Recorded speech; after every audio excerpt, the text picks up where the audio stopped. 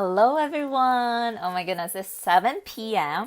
and I started my day at 6 a.m. this morning, and I literally just finished. So apologies for coming back on a little bit later than usual, but I feel so fired up because I just had an amazing conversation with one of my good friend. I'm not gonna say her name, but I just offer her some coaching support in terms of the relationship conflict that she's having. And I just feel so fired up because I'm doing the things that I love doing. And I noticed that the reason why when we feel lack of energy, when we feel tired by the end of the day, that's usually because we spend the whole day doing something that we don't love. And when we're doing things that we don't love, we are squeezing off our life force, literally. You're shutting that life force by closing your heart, by doing things that don't resonate with your soul. And you are literally really just, you're dying. That's pretty much what I'm trying to say. So it's been a long day and I'm still so fired up. But hi, Daryl. Thanks for tuning in. So today is my mom's birthday. I'm just so happy and so grateful every single moment where I get to sit down and have an amazing meal with my parents. We had vegetable, we had fish, we had meat. There are so many little things that we get to be so grateful for, that we often overlook. But it's in moments like that where you can feel your heart just burst open with so much gratitude, so much contentment, so much love, and so much joy just in that tiny moment. So in honor of my mom's birthday, I want to share a couple of things that have just been really brought to the surface for me recently after doing the leadership training. So my whole life, when I started doing my personal development work, spiritual development, whatever you call it, but getting to know myself beyond the usual identities. I'm Asian, I'm 25, I went to UC Berkeley. Beyond all of those identities, really getting to know me on a soul spiritual level. So ever since I got on that journey, I discovered that I have this limiting story that I've been telling myself, which is I am second best. So it was really showing up in my relationship with romantic partners. I would always attract a guy who would end up leaving me for another person, or I would always create situation where someone would be picked instead of me. I would just never someone else first priority. So I really got to dive deep and to look at where did that came from. And I realized it came from the fact that growing up, my mom had three of us, me, my twin sister, and my older sister.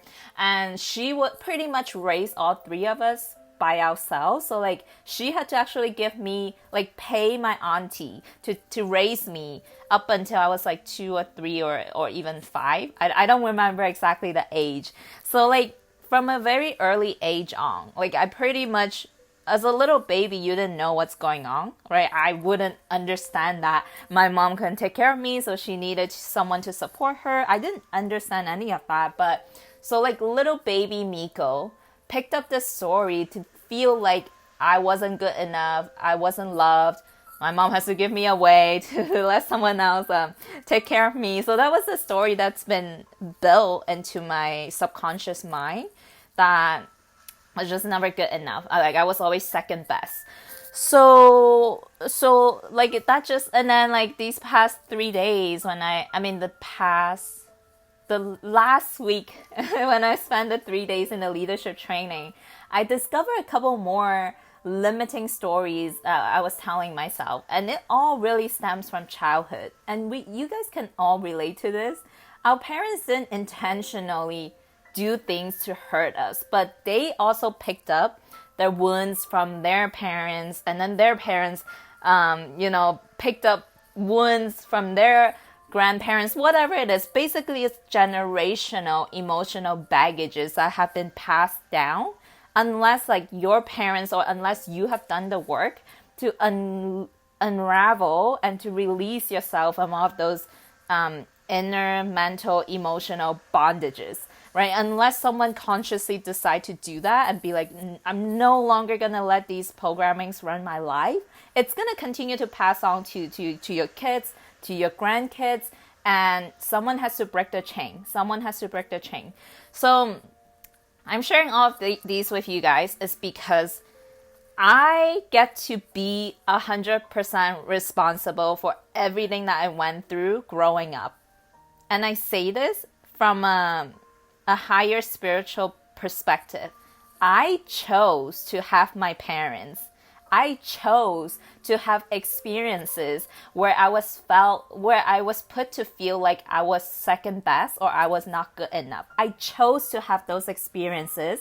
And when I'm saying I'm not talking about the ego. I'm not talking about like this ego, physical human self. I'm talking about my spiritual self, that the higher self who chose to have my parents, who chose to have a twin sister, who chose to be the one who was given away, to be raised by someone else other than my mom. Like, I chose to have all of those experiences so that I get to have this like spiritual exercise where I get to really strengthen and cultivate this next level of unconditional love, unconditional compassion, unconditional patience that I get to develop as a result of this, as a result of all of the things that I went through as a little kid.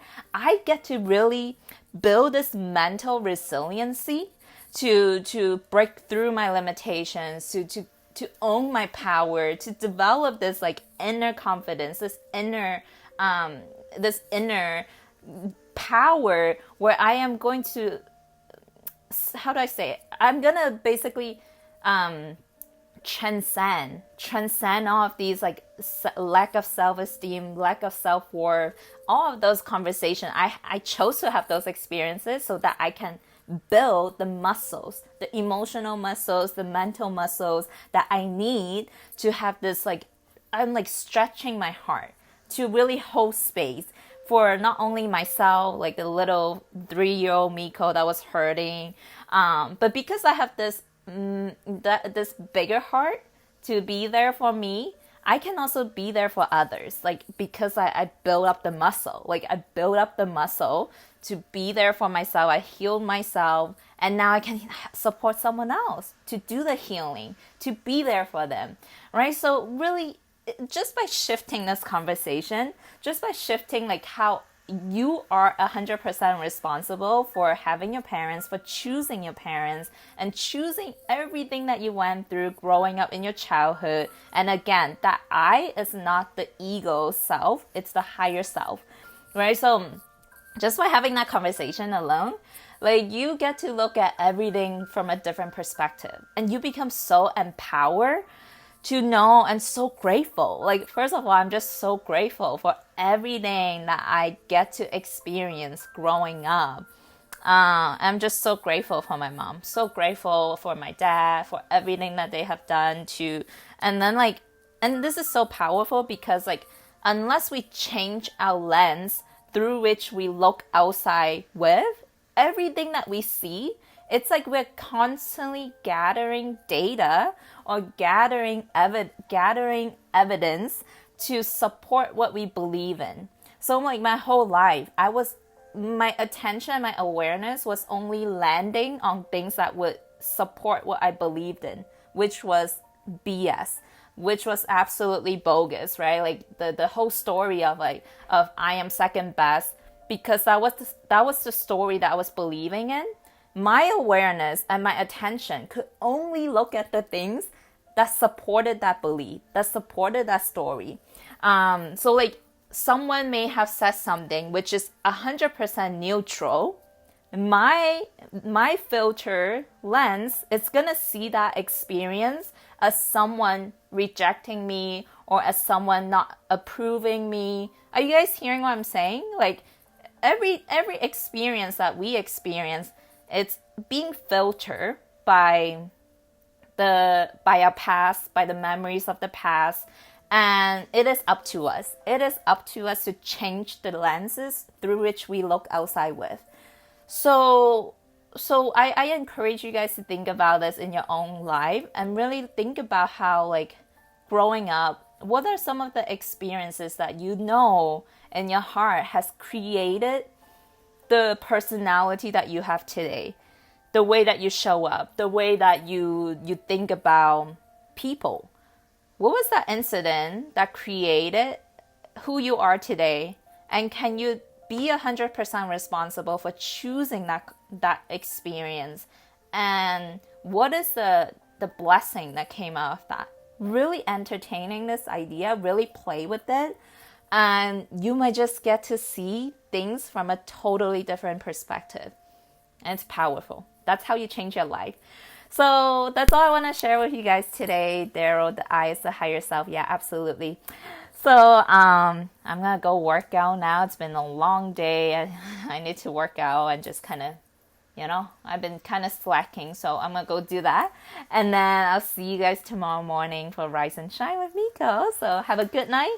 And let me know what's landing in the comments below. And I'll see you guys tomorrow.